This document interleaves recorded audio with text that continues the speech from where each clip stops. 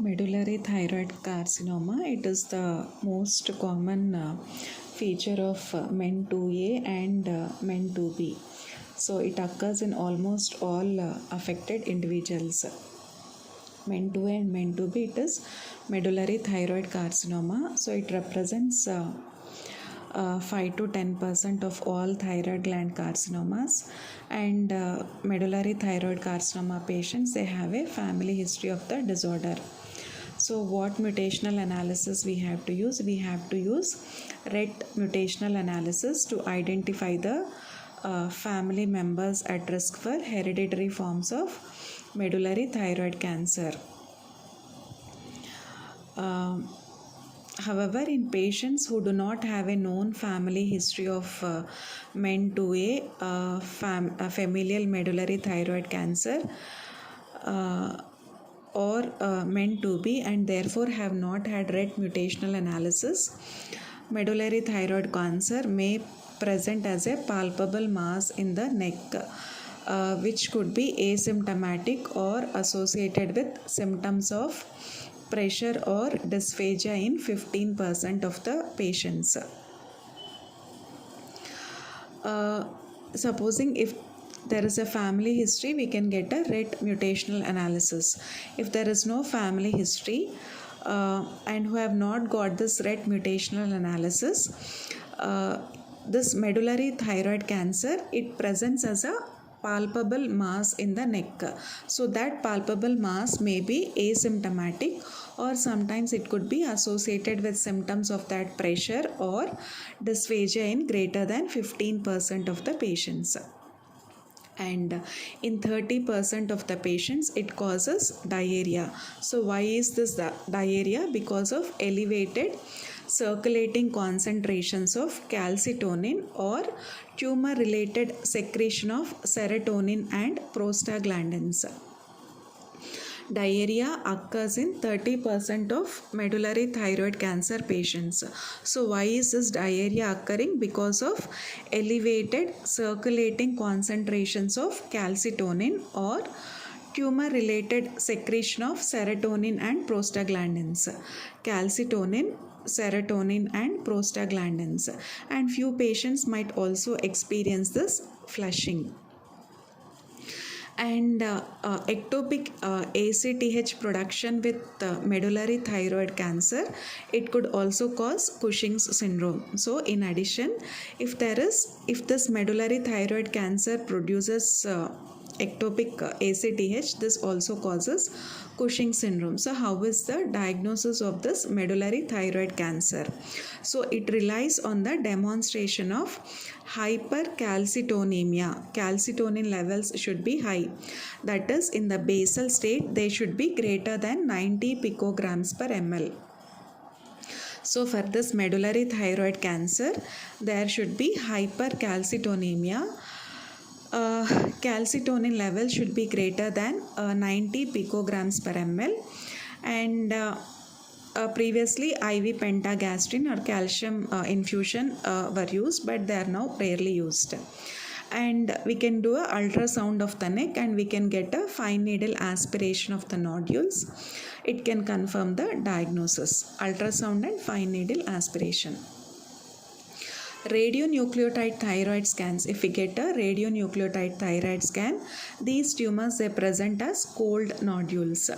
So radionucleotide thyroid scans of this medullary thyroid cancer, they present as cold nodules. And if we get a radiography, they reveal the dense irregular calcification within the involved portions of the thyroid gland.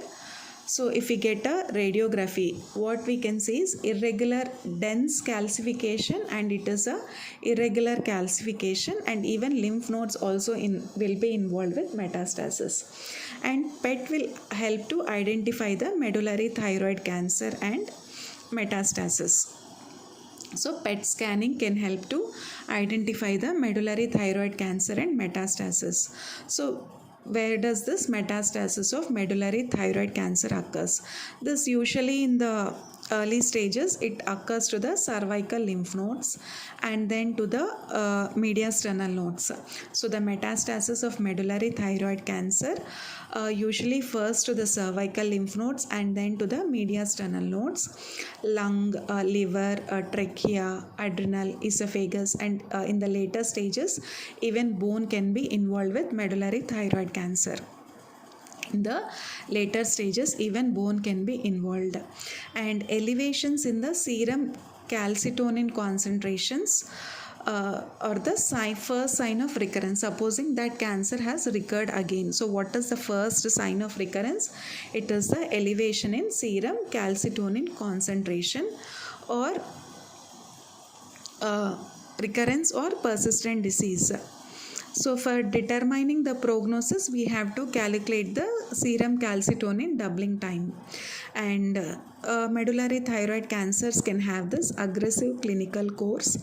They can have this early metastasis and they can have death in 10% of the patients. Medullary thyroid cancer can have an aggressive clinical course. They can have this early metastasis and death in 10% of patients. A family history of aggressive medullary thyroid cancer or meant to be may be elicited. So treatment of medullary thyroid cancer. Individuals with RET mutations who do not have clinical manifestations. See, family history is there, RET mutations are there, but they don't have clinical manifestations, so they have to undergo a prophylactic surgery between the ages of less than 1 and 5 years. So they have to undergo a early surgery for this medullary thyroid cancer who are having this RET mutation. So the timing of surgery, it will depend on the type of RET mutation. Okay, and it is associated risk for early development, metastasis, and aggressive growth. So these patients, they should have a total thyroidectomy with a systematic central neck dissection if any occult nodal metastasis is there. But the role of this undertaking central neck dissection has been subject to debate. So what we have to do, we have to get a total thyroidectomy with a systematic central neck dissection, and prophylactic thyroidectomy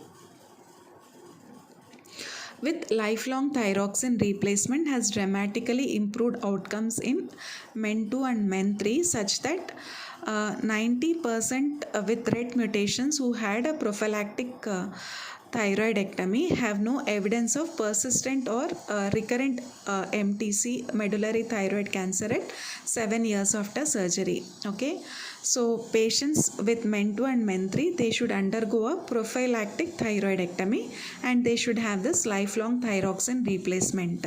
So patients with these RET mutations and young patients who have undergone this surgery, so they did not have any evidence of persistent or recurrent medullary thyroid cancer at 7 years of surgery.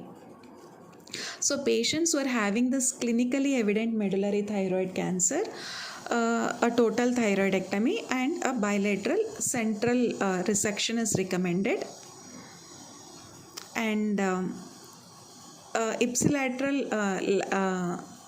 lateral neck dissection if primary tumor is greater than 1 centimeter in size, or there is evidence of nodal metastasis in the central neck.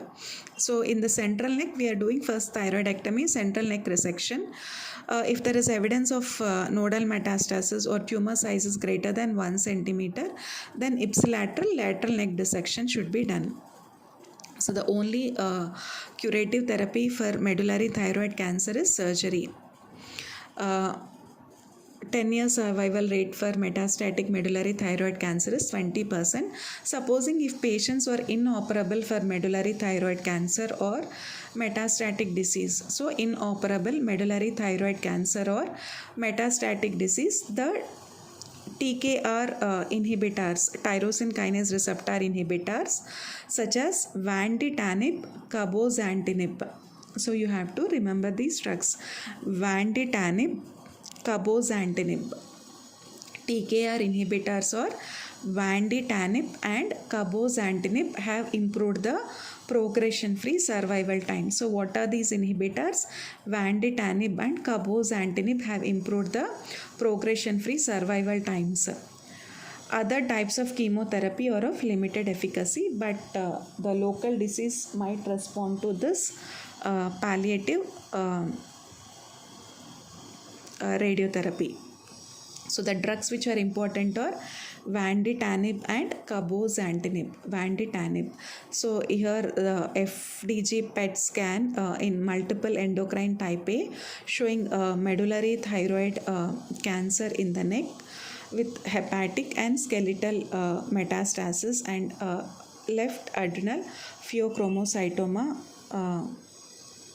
is noted, and even the excreted FDG compound, it is also seen in the bladder.